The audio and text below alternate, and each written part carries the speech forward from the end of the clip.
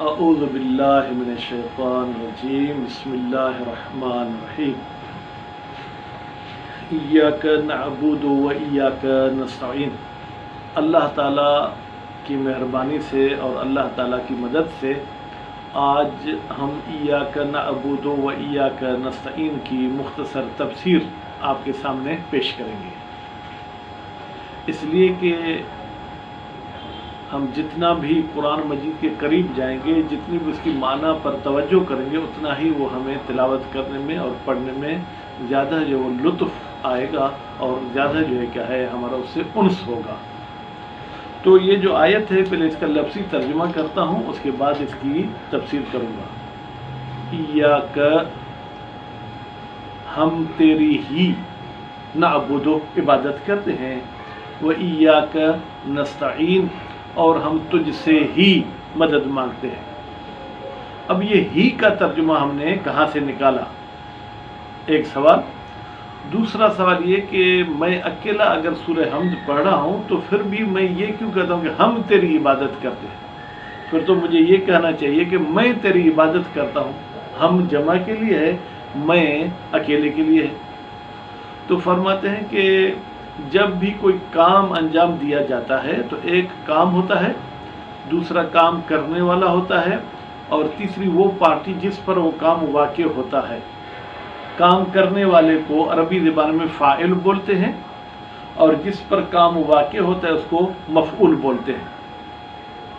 مثلا میں نے زید کو مارا، تو اب مارنا کام ہے، مارنے والا میں ہوں تو میں فاعل ہوں، اور زید پر مار واقع ہوئی ہے، وہ زید جو ہے کیا ہے، وہ مفعول ہے۔ تو عربی گرامر کے مطابق مفعول فعل کے بعد ہوتا ہے۔ مثلا ضربتک، میں نے تجھے مارا، یہاں پر ضرب جو ہے کیا ہے، فعل ہے، تو اس کا فاعل ہے، اور کاف اس کا مفعول ہے، تو کاف آخر میں آیا۔ تو اسی طریقے سے نعبدک، ہم تیری عبادت کرتے ہیں، نعبد فعل ہے اور ہم اس کا فاعل ہے، اور کاف اس کا مفعول ہے۔ اسی طریقے سے نستعینک، ہم تجھ سے مدد مانگتے ہیں، نستعین فعل ہے، ہم اس کا فاعل ہے، اور کاف اس کا مفعول ہے۔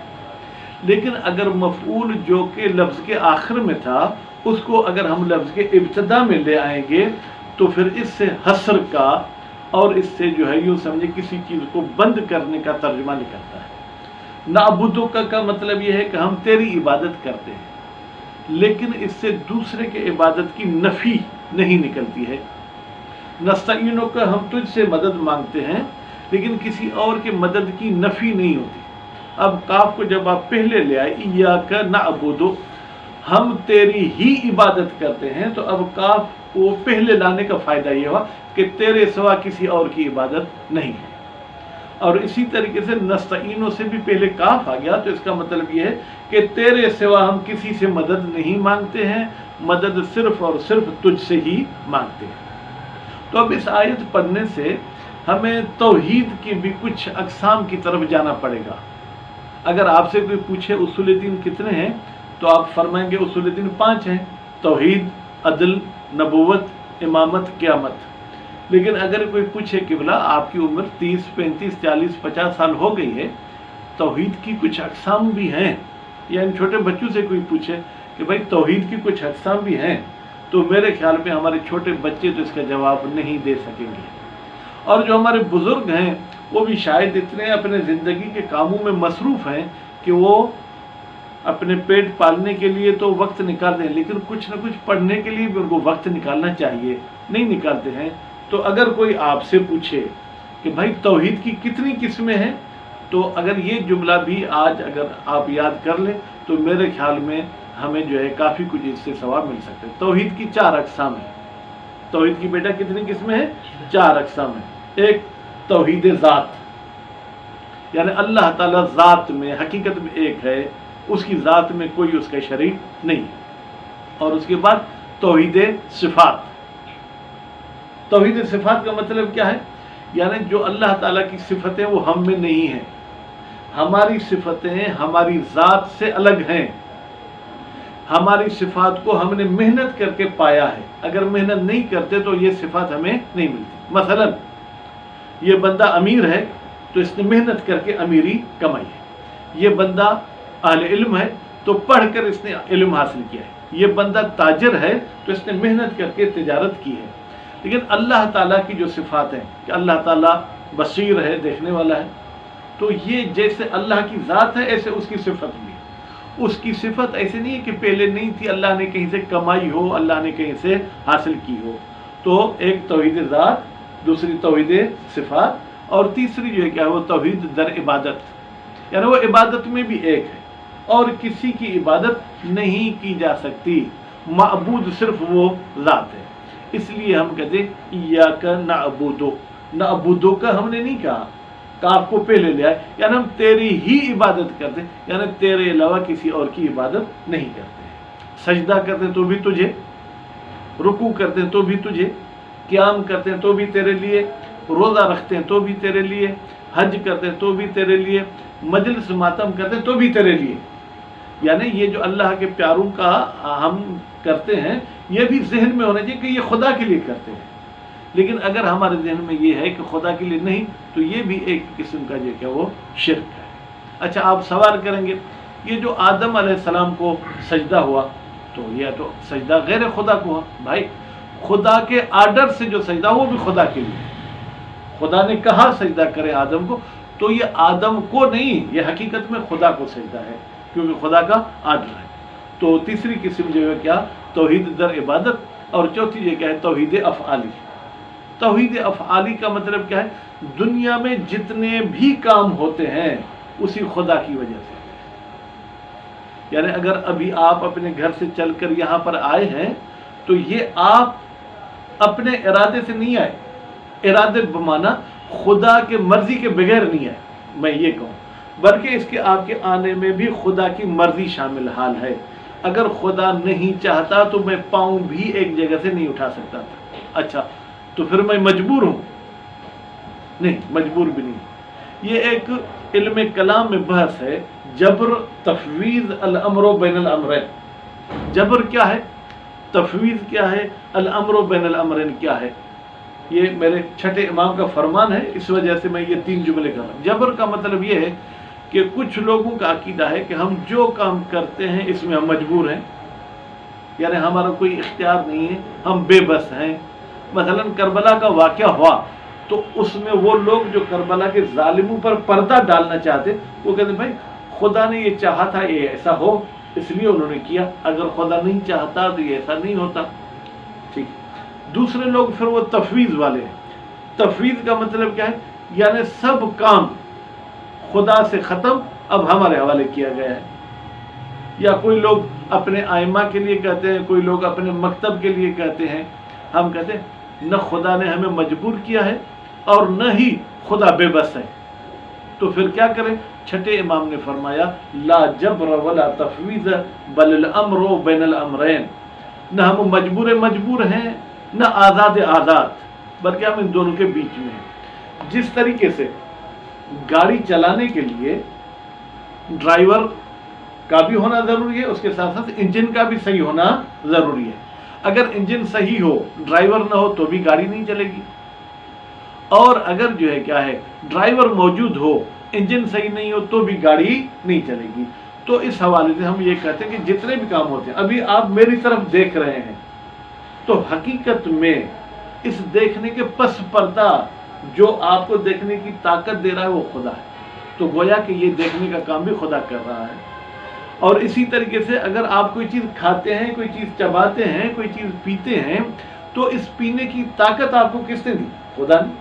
آپ دیکھیں اس معاشرے میں کبھی کے بار ایسا ہوتا ہے کہ کوئی مثلا جو کیا ہے مجلس ہوتی ہے، مجلس کرانے والا تو اپنے گھر میں بیٹھا ہوتا ہے لیکن وہ دوسروں کی ڈیوٹی کر دیتا ہے، لگا دیتا ہے کہ یہ کام کریں یہ کام. اب کہ فلاں صاحب نے مجلس کر، بھائی انہوں نے تو کیا کی؟ انہوں نے نہ دیگ پکائی، نہ نیاز کھلایا، نہ کسی مومن کو بٹھایا، نہ لاؤڈ اسپیکر سیٹ کیا. آپ کہیں گے چونکہ تمام امور کی نظرداری وہ کر رہے تھے اس لیے گویا کہ وہ بانی ہیں۔ تو اس طریقے سے ہم کہتے ہیں کہ اللہ تعالی ہمارے تمام افعال کے پس پردہ ہمیں طاقت دینے والا وہ ہے، اس لیے ہم کہتے ہیں کہ افعال میں بھی وہ ایک ہے، اس کے مد مقابل کوئی نہیں ہے۔ تو ہم دنیا میں اگر کوئی پوچھے کہ توحید کی کتنی اقسام ہیں، آپ کہیں گے توحید ذاتی یعنی اللہ کی حقیقت ایک ہے، یعنی اس حقیقت میں اس کا کوئی شریک نہیں ہے۔ توحید صفاتی یعنی اللہ کی صفات اس کی ذات سے جدا نہیں ہے، اگر اللہ کی صفات کو اس کی ذات سے جدا مانے پھر تو خدا اپنے صفات کی طرف محتاج ہوگا، اور محتاج کبھی بھی خدا نہیں ہو سکتا ہے۔ اسی طریقے سے عبادت بھی اس کی ہوگی اور افعال میں بھی وہ جو ہے کیا وہ ایک ہے۔ اب خدا کو آپ توحید افعالی کہیں گے تو پھر اس کا کوئی اور نام مسبب الاسباب، مسبب الاسباب یعنی سب سببوں کو سبب بنانے والا وہ ہے۔ آگ کا کام ہے جلانا، ٹھیک ہے، لیکن اس کو جلانے کی طاقت کس نے دی؟ پانی کا کام ہے کسی چیز کو بھگونا، برف کا کام ہے ٹھنڈک پہنچانا، یہ کس نے دی؟ یہ اس نے دی ہے۔ تو گویا کہ یہ سب کام وہی کرتا ہے۔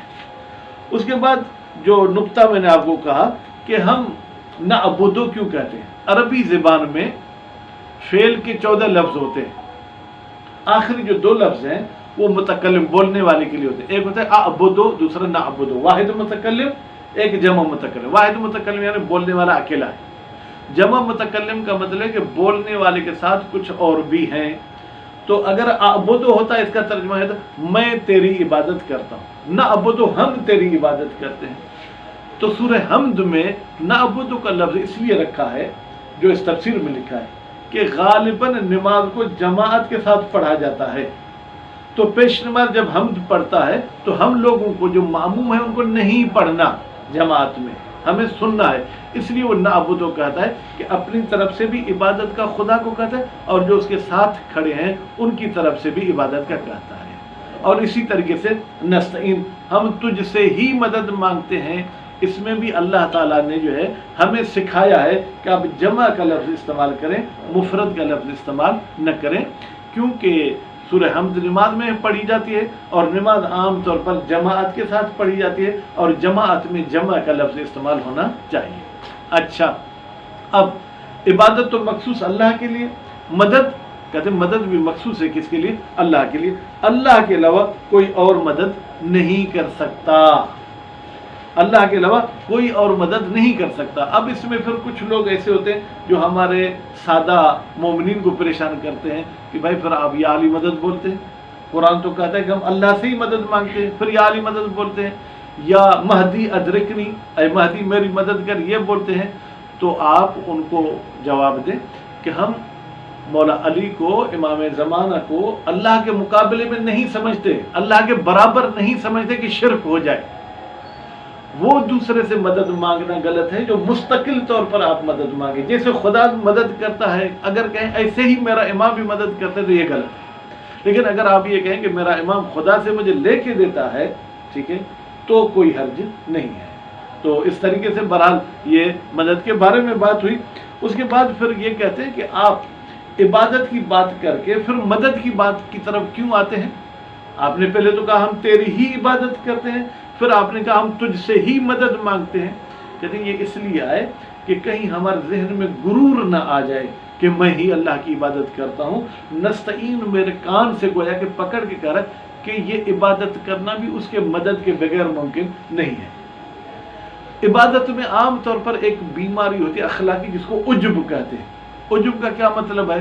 یہ شیعہ عقائد میں عجب کے بارے میں بھی بحث کی جاتی ہے۔ عجب کا مطلب ہے کہ مجھے اپنی عبادت پر ناز اور فخر ہو، میں دقیق تعریف نہیں کرتا علمی، عام طور پر عجب کا مطلب ہے میں نے 2 رکعت نماز پڑھی، اب میں خود کو فرشتوں سے بھی اونچا سمجھوں، 2 رکعت نماز پڑھی میں اب پوری دنیا میں سب سے خود کو اونچا سمجھوں، نہیں، یہ اگر ایسے سمجھنے لگے تو یہ عجب ہے، ٹھیک ہے۔ اگر آپ دوسری مخلوق سے خود کو برتر سمجھتے ہیں عبادت کے علاوہ تو یہ تکبر ہے، لیکن اگر عبادت پہ ناز کرتے ہیں تو یہ عجب ہے، اور یہ عجب عبادت کو تباہ و برباد کر سکتا ہے۔ اس لیے رسول اکرم نے بھی فرمایا ان صلاتی و نسکی و محیای و مماتی میری نماز، میری عبادت، میرا جینا، میرا مرنا للہ رب العالمین، اللہ کے لیے ہے، اس کے علاوہ کسی اور کے لیے نہیں۔ تو امید ہے کہ ہم عبادت بھی صرف اسی کی کریں گے اور مدد بھی صرف اسی سے مانگیں گے۔ وصلی اللہ علی محمد و آل محمد۔